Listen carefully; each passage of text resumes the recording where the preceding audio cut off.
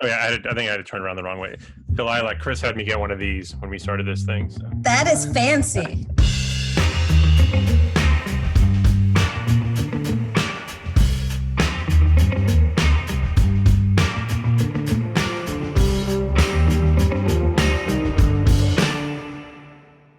I've been in your office. You've got an amazing view from like one of the most beautiful, fancy corporate floors in the city of Philadelphia. You're obviously access to the senior team of one of the most complex, largest companies in the world.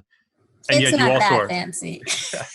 You're also making grants to nonprofits and have been for many years in your career. What do you think nonprofit leaders could learn from corporate leadership and vice versa? So what do you think corporate leaders could learn from the best nonprofits you work with?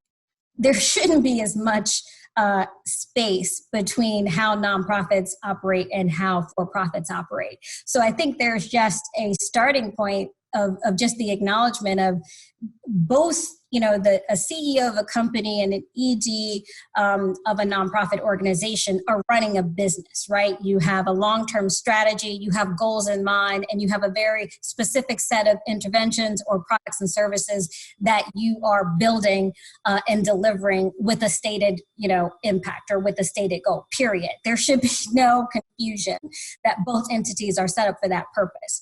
I think where the rubber hits the road and where there's a lot more challenges in the how something happens, and sort of how do people prioritize stakeholders in that process. And I think, at the end of the day, both types of entities make the same mistakes. Sometimes you're focusing on symptoms versus root causes. Sometimes you're focusing on root causes, but you don't have all the right stakeholders at the table. But I think sort of bringing that view of who are we looking to serve and how best can we serve them, that's the right way to think of it. I think both leaders and entities can learn more from one another about how they do operate. How do they make those decisions? How do they set those priorities? Because a lot of times when you hear or you see some argument kind of out in the public spaces where a for-profit company is taking a position and, a set of advocates or a nonprofit leader is taking a position, it's clear that they haven't had an open, honest conversation and education among them about how that works. So I do think there has to be a little bit of patience around just the translation of help me understand what is it you're doing and why you're doing it, and that we should be working in concert as opposed to working against one another. And that's where I think the learnings can take place. More conversations about how things get done and how things get done respectfully. Mm-hmm. You recently wrote that increasingly broadband access is not just a consumer good, it's actually an essential public good, especially now when we overlay access to education as being something that's available through broadband. At NFF, we've been working for years with healthcare companies, both hospital systems and insurance companies, and they've been increasingly entering into the space of recognizing that the work they do as private companies actually has very strong public health outcomes, especially as we recognize increasingly that the need for them to start taking on responsibility for all of the social determinants of health, not just the delivery of healthcare. In those conversations, there's often a pushback from those companies who say, well, if we're a health insurance company and you're asking us to fund the homeless shelter, because it turns out that that's actually the cheapest way to increase people's health rather than what we're used to doing, which is just funding healthcare, where are you going to draw the line between what is the private responsibility and what is the public responsibility? How do you see more generally what is a for-profit company's obligation to the communities it works in? And how has that shifted perhaps in the context of the last few months? I think there are a number of basic needs that anyone would agree that sort of belong at the forefront of sort of what our companies, what the government, and what the broader slate of sectors can be working together on. I think what is true for any one of these issues is we all need to be in a position to make sure that the largest pool of dollars are directed towards those high impact points of intervention. And if you're going to do that well, right, to your point about urgency is interesting when you think about policy change, because policy change is definitely not immediate. So I think it requires private sector, public sector to come together in unprecedented ways where there's a little bit of give and take on all sides. So I think on the one hand, you can't expect any private sector industry or private sector company to be the sole solution for any one issue. Not because it's not an effort that somebody would applaud. It's because it's impossible, right? No one entity can absorb that. But I do think what private sector can bring to the table is innovation, a little bit of creativity, and a different type of risk capital and pace that will help drive what those larger government-funded, public sector-funded initiatives can be so that we get to the impact that we're all trying to see. I think private sector companies do a whole lot more thinking about these issues than people might give us credit for. But we don't often do that or hold that up for debate in a broader audience. So I think continuing to educate communities, elected officials, public sector leaders about the true economics of any one of these solutions really helps us to get to a long-term sustainable funding source, period. What I think we can often sort of run to is that philanthropy can be the answer for everything. And I think in this moment, everybody recognizes philanthropy can't be the answer to everything. And it shouldn't be the answer to everything, because if it is, then we're basically not focused on root causes. We're focused on the Band-Aid approach. And while some of them are, again, great efforts that we need to do as we're searching for the longer term solution, you don't want to fall into that I think a tricky place where philanthropy is the end all solution and the only solution any of us are willing to put on the table. So I think private sector companies are digging deeper. I think doing our business differently, handling our employees more responsibly. You can be customer centric and not feel like you have to run a company that doesn't have a social purpose at its center.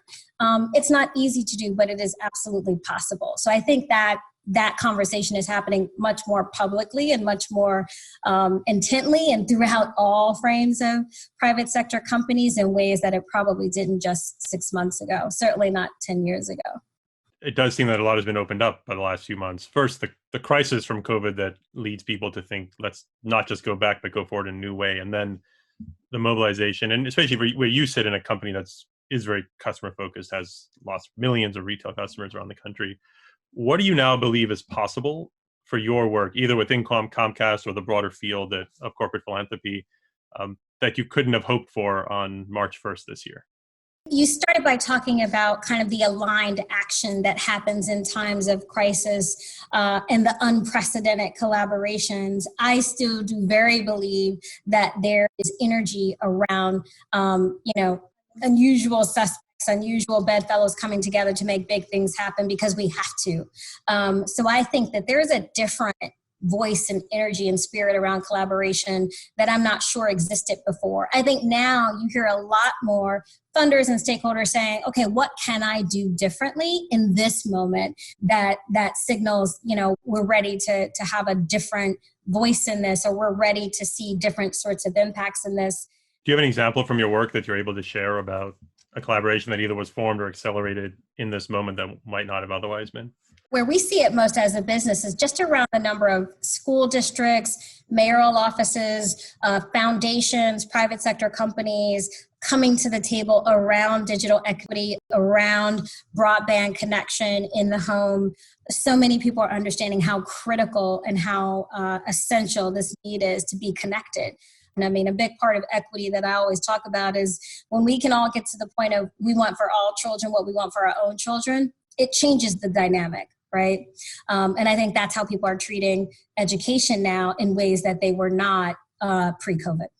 I think you probably heard me say this before. The observation I've had that in my life, at least, the most charismatic people I encounter are the ones who keep their outrage and their optimism in balance.